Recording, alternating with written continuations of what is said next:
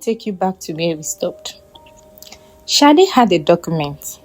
She had seen the pattern. She had seen the name. She had walked out of that Lagos office with the evidence pressed against her chest. But evidence alone was not enough. She needed to go to Badagry. She needed to see the place for herself. She almost didn't go. For 4 days, she sat with those documents, talked herself out of it. She told herself she was just a clerk, not a detective, not a journalist, not a hero. She told herself it was probably just a paperwork coincidence. These things happen in government offices all the time. Clerical errors, overlapping. Well, she told herself a lot of things.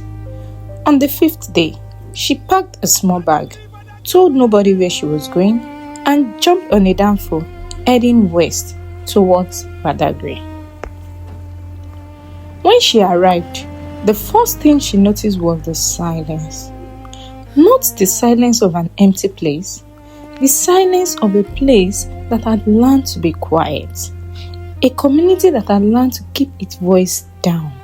The Ajere settlement sat on the far edge of the town, a cluster of modest compound, pressed close together, like they were trying to keep each other warm against the emptiness around them. She spotted Chief Ajala's compound immediately. Everybody knew it. Biggest compound in the settlement. Freshly painted walls, a generator running where everyone else was using kerosene lamps. But she didn't go there. She walked 3 houses down to a smaller compound where a teenage girl was outside, hanging, washing on the line. The girl looked up at her and did not look away. There was something in that girl's eyes that stopped Sade completely. Not fear, not surprise, not the look of someone who didn't know why a stranger was standing at their gate. It was the look of someone who had been expecting this moment for a very long time and had simply been waiting for it to arrive. The girl moved closer to Sade, slowly and carefully. Then she said, "Come inside and make sure nobody sees you enter." Her name was Tiwa. 17 years old. Small room, full mattress on the floor, a stool, a metal box sitting quietly under the bed. But on the wall, above the desk, Sade stopped breathing. Sheets of paper sellotaped together, covering almost the entire wall, and drawn in blue biro, names, dates, arrows connecting one person to the next, cost of each person's passing, the amount of mineral rights transferred, who received them after each person was gone. Lines drawn so many times in some places that the paper had torn clean through. Sade counted the names. 41. She had 11 in the registry document back in Lagos. Tiwa had 41. Wow. Sade turned slowly to look at her. "How long have you been doing this?" Tiwa sat down on the edge of a mattress. She looked at the wall. The way you look at something you have stared at for so long, it has stopped shocking you and just become the truth. She said, "Since my mother left, I was 15. Tiwa's mother was Folake, the 31st name on Chief Ajala's quiet list. She passed from what the clinic called malaria. Sudden, fast, no warning at all. But 3 weeks before she fell ill, Chief Ajala had come to their compound, brought kola nuts, palm wine, with that big smile.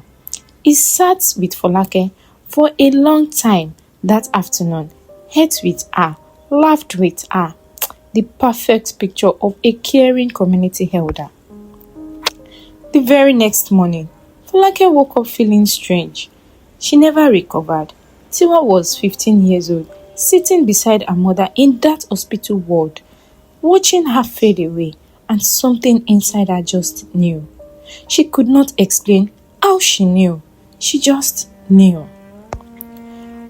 But she was 15 and nobody was going to listen to a grieving child pointing fingers at the father of the world. He was Babaye. So she did not say anything. Instead, she started watching. She listened at compound walls late at night. She made friends with the daughter of the local land registry clerk. She wrote down every name, every date, every transfer, every loss.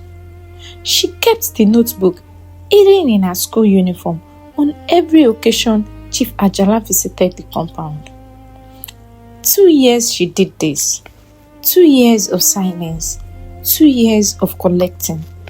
2 years of waiting for someone with the right document in the right hand to walk through the right gate. Sade looked at the wall one more time, then back at Tiwa. He is going to figure out someone is asking questions, she said. Tiwa reached under the mattress and pulled out the metal box. She opened it carefully. Inside, photocopies, dozens of them, neat and organized. The originals hidden somewhere else entirely. Tiwa looked at her and said simply, "I already made copies 2 years ago." Sade stared at this 17-year-old girl sitting calmly in front of her and felt two things at the exact same time: complete admiration and complete terror. Because if Tiwa was right and everything in that box said she was, Chief Biodun Ajala had not just taken 41 people from this community.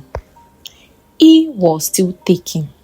And his next target was not a stranger somewhere across the settlement. His next target was the girl sitting right in front of her, Tiwa herself. Her mother's mineral rights were still legally in Tiwa's name. The only reason she was still here was that as a minor, the legal transfer process required a court procedure that was still working its way through the system. She turned 18 in 6 weeks. And outside, across the settlement, in the biggest compound with the freshly painted walls, Chief Biodun Ajala was standing at his window. He had seen a stranger arrive in Badagry that morning. A stranger who had not come to greet him first.